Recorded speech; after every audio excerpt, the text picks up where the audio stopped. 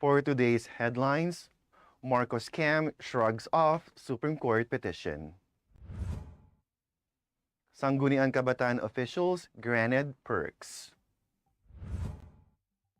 According to Senator Christopher Bongo, Rody executive order protects MSME. Laguesma Ople offered cabinet post. Foundlings now, natural born. New People's Army human rights violations under probe. Pinoys firm uphold on Southeast Asian Games third spot. 4,000 wheat trucks stranded at Indian port. Good morning, I am Kim Sancha and this is Tribune News on Q. Today is the 18th of May 2022 and these are the latest news this Wednesday morning. Lawyer Vic Rodriguez on Tuesday appealed to groups behind the failed presidential run of Vice President Leni Robredo to respect the landslide win handed by over 31 million Filipinos to presumptive President Ferdinand Bongbong Marcos Jr. and Vice President Sara Duterte Carpio. Rodriguez, the spokesperson of Marcos Jr., issued a statement in a reaction to a petition filed at the Supreme Court Monday seeking to nullify the certificate of candidacy of the incoming president. The lawyers said they have yet to receive a copy of the 70-page petition filed by the group represented by lawyer and former Supreme Court spokesperson Teodoro Te.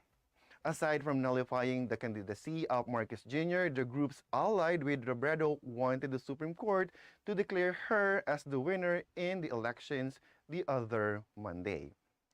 Pending a final Supreme Court decision on the validity of Marcos Jr.'s COC, the petitioners also asked the High Court to issue a temporary restraining order against Congress convening to canvass the votes for President and Vice President. President Rodrigo Duterte has approved a law granting all Sangguniang Kabataan or SK members a monthly honorarium and other privileges.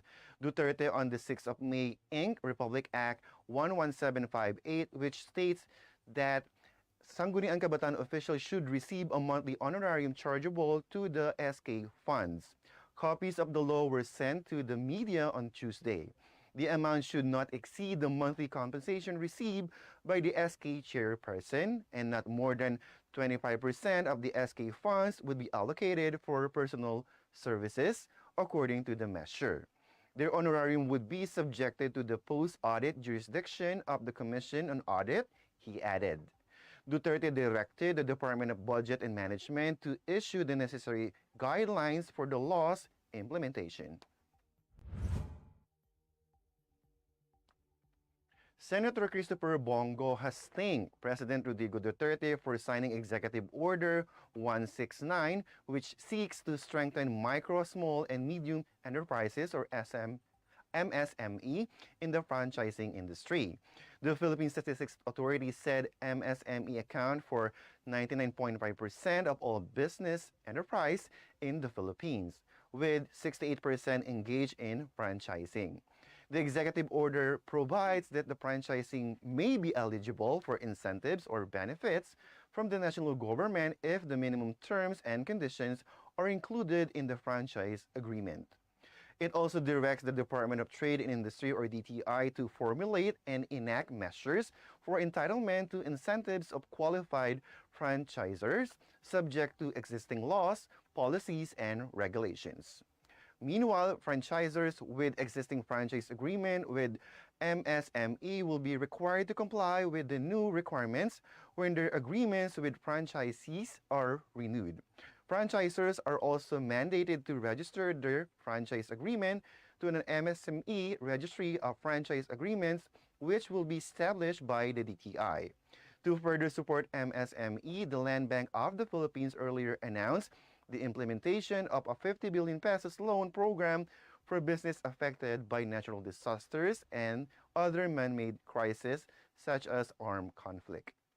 Meanwhile, as MSME have yet to recover from the pandemic, the president of the country's largest organization of business owners appealed for the former's exemption from the 33 pesos or 6% wage increase recently approved by the Wage Board of the Department of Labor and Employment, or DOLE.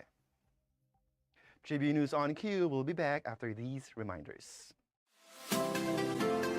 Magandang araw mga katribo! Narito na ang mga makakasama nyo tuwing umaga sa programang Gising Na. Roy Pelovelo, Atty. Lia Badillo Crisostomo, Vernon Velasco, Kim Sancha at Chirk Balagtas. Abangan ang programang Gising Na sa Facebook page ng Daily Tribune. Ilabas na ang mainit na kape at samahan kami sa inyong pag-almusal, mga katribo. Simulan natin ang bawat umaga with good vibes sa mga informative and recreational segments ng aming programa. Maaari niyo rin ibahagi sa amin ang inyong opinion via Daily Tribune Facebook page at Tribune Now sa YouTube. Makichika na rin sa latest showbiz happenings, mga katribo. Kaya naman, magsama-sama po tayo sa Gising Na! Ang Daily Tribune may digital shows na din. Dahil sa mas lumalaki at mas lumalakas nating tribu, handog sa inyo ng Daily Tribune ang mga programang magbibigay buhay araw-araw. Be informed at mag-good vibes tuwing umaga sa programang Gising Na. Be updated sa news and happenings sa Tribune News on Q. Mas kilalanin pa natin ang mga paborito nyong atleta sa programang The Athletes Tribune. Alamin ang latest entertainment sa programang What's Up. Ma-inspire sa mga kwentong hatid ng Perfect. Search lang ang Daily Tribune sa inyong Facebook at Tribune Now on YouTube. See you there mga katribu! Alamin ang latest entertainment at sa mga paborito nyong celebrities kasama si Pocholo Concepcion sa programang What's Up. Makibanding at kwentuhan kasama ang mga kilalang personalidad sa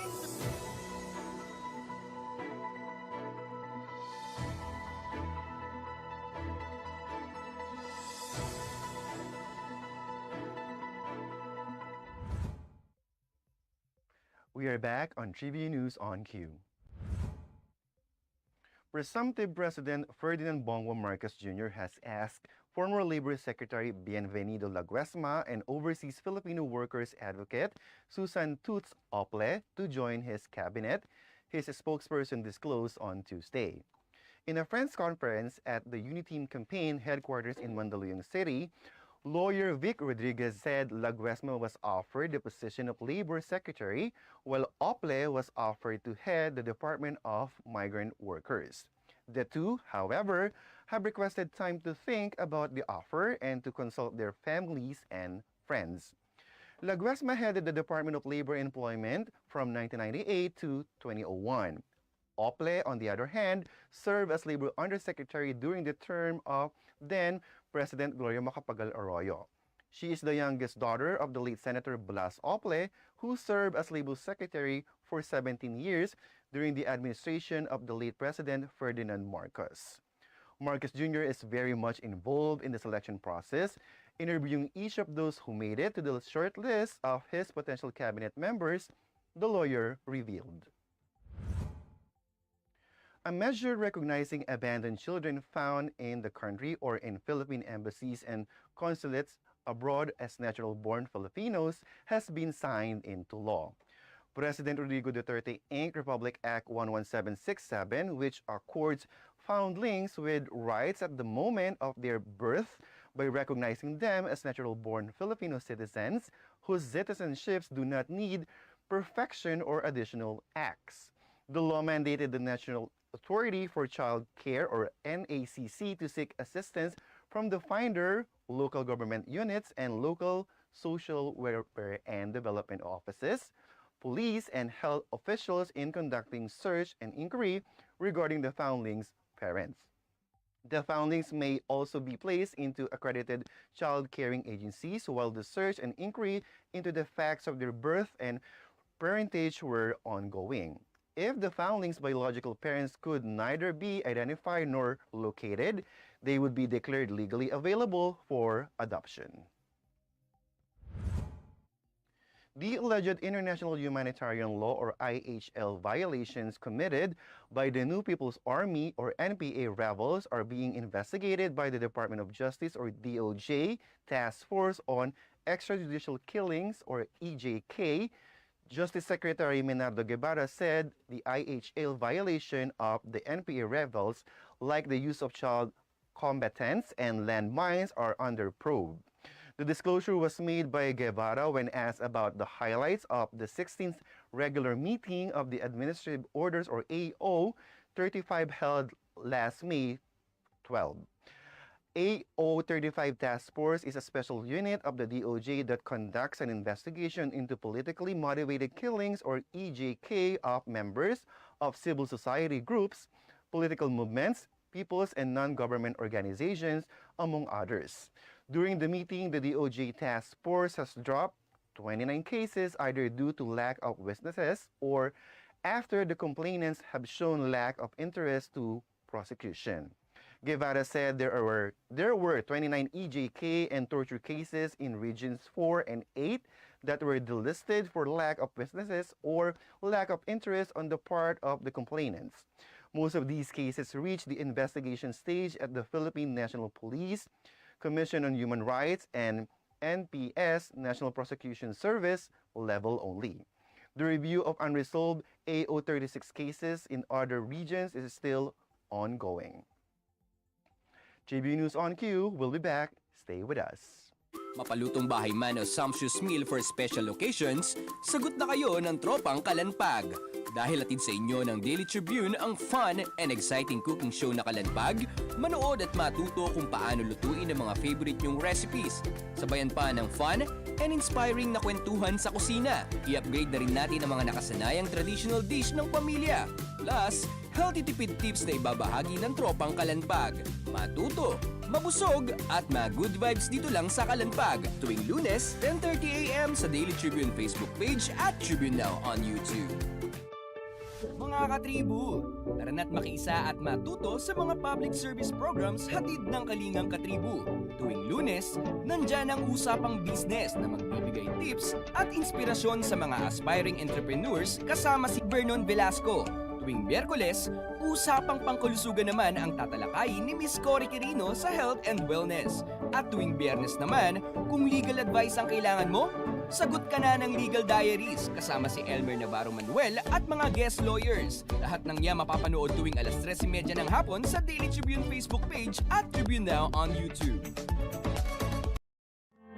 Fun and inspiring na kwentuhan? Sagot na yan ang programang Spotlight ng Daily Tribune. Makipagkwentuhan at kilalanin ng iba't ibang personalidad na kilala sa kani-kanilang larangan. Manood at makinig sa mga inspiring stories na kanilang ibabahagi kasama si Nina Ventura at Jojo Silvestre. Be ready ng mamangha at matuwa every Thursday alas 2 ng hapon dito lang sa Daily Tribune Facebook page at Tribune Now on YouTube.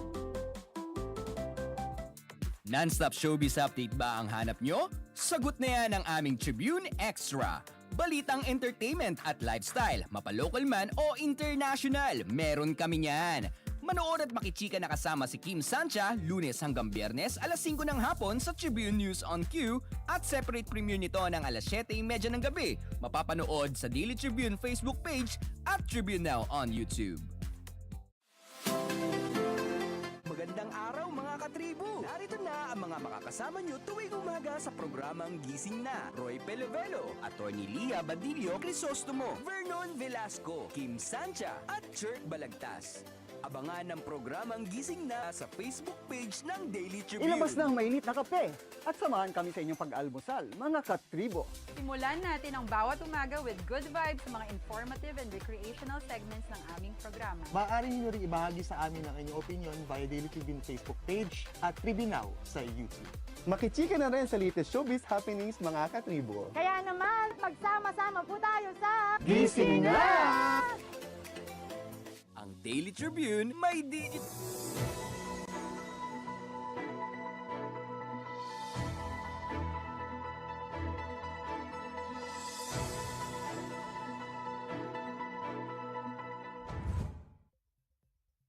You are still watching Tribune News on Q. It was a lean day for defending champion Philippines on Tuesday, but the day's campaign was made memorable by Filipino-American Eric Cray, who raced his fourth straight 400-meter hurdles gold in the Southeast Asian Games, or SEAG, at Maydeen Stadium. On a day when Villiers made a rousing introduction in the medal table courtesy of Rubelin Amit in this 9-ball, and Muay unveiled a surprise package in the tandem of Richelin Yosores and Eric Bomagaw in the Waikru Mai event. It was Cray's scintillating showing that highlighted the day's production. Cray's triumph amidst brilliance on the table and Wise Stunner kept the Philippines at third place in the leaderboard with a tally of 33-35-45. Host Vietnam is on its way to winning the overall title as it continues to collect gold medals as though they were being given away for free.